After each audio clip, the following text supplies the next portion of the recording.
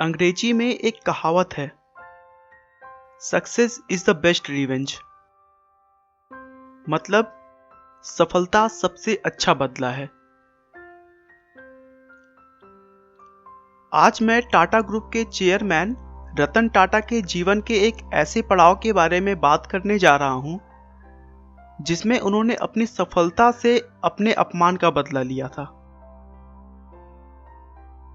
दोस्तों, उस कहानी को शुरू करने से पहले मैं आपको रतन टाटा के बारे में थोड़ा सा बता देता हूं।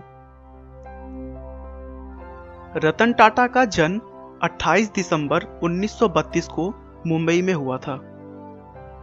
ये टाटा ग्रुप के फाउंडर जमशेद जी टाटा के पोते हैं। 1991 में उन्हें टाटा ग्रुप का चेयरमैन बना दिया गया।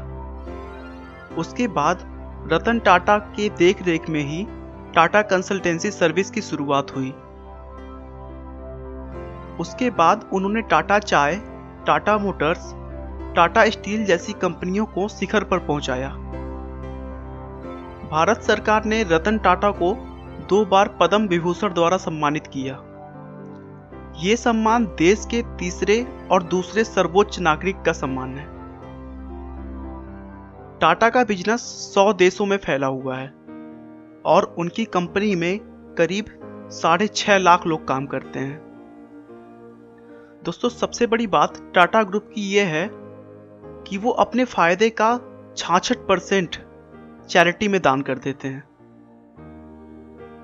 दोस्तों, मुझे उम्मीद है कि आप रतन टाटा के बारे में थोड़ा सा जान गए होंगे।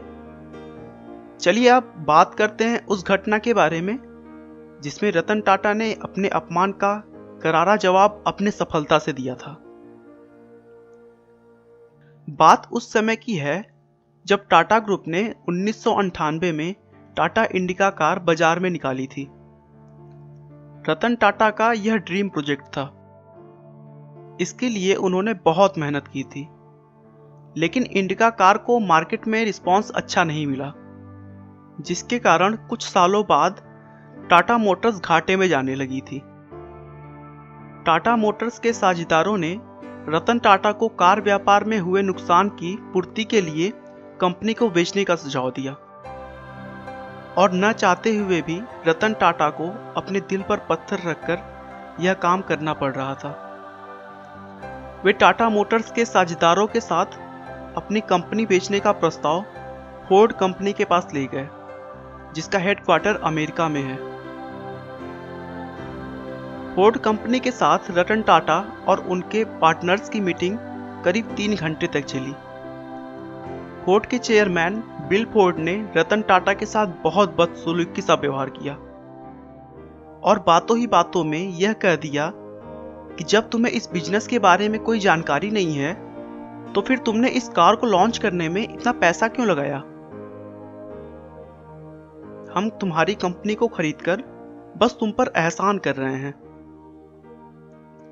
यह बात रतन टाटा को दिल पर लग गई।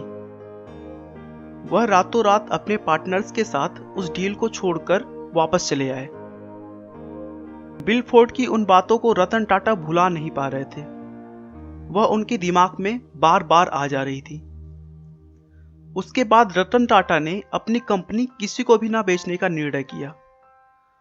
उन्होंने अपनी पूरी जी जान लगा दी और देखते ही देखते टाटा के कार की बिजनेस एक अच्छी खासी लय में आने लगा, जिससे उन्हें बहुत फायदा हुआ। वहीं दूसरी तरफ फोर्ड कंपनी लॉस में जा रही थी और सन 2008 के अंत तक दिवालिया होने की कगार पर थी।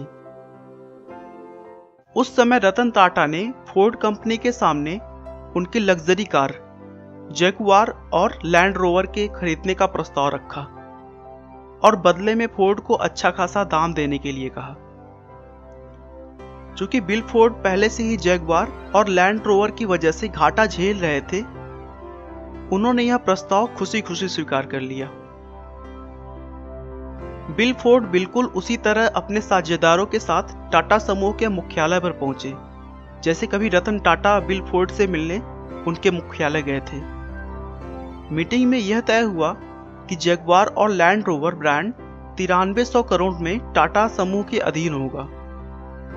इस बार भी बिल फोर्ड ने वही बात दोहराई जो उन्होंने मीटिंग में रतन टाटा से कही थी, बस इस बार बात थोड़ी पॉजिटिव थी। बिल फोर्ड ने कहा कि आप हमारी कंपनी खरीदकर हम पर बहुत बड़ा एहसान कर रहे हैं। आज जगुआर और लैंड रोवर टाटा समूह का हिस्सा है और बाजार में बेहतर मुनाफे के साथ आगे बढ़ रहा है।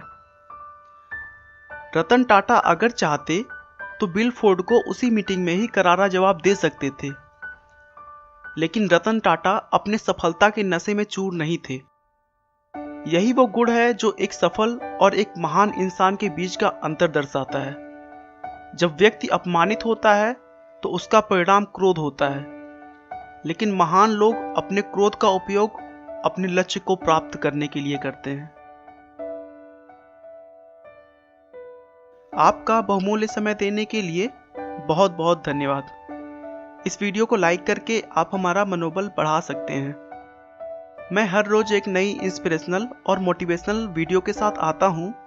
दोस्तों, अगर आप हमारे वीडियो को मिस नहीं करना चाहते तो कृपया चैनल को सब्सक्राइब कर लें। आपको यह कहानी कैसी लगी हमें कमेंट करके जरूर बताएं। धन्यवाद।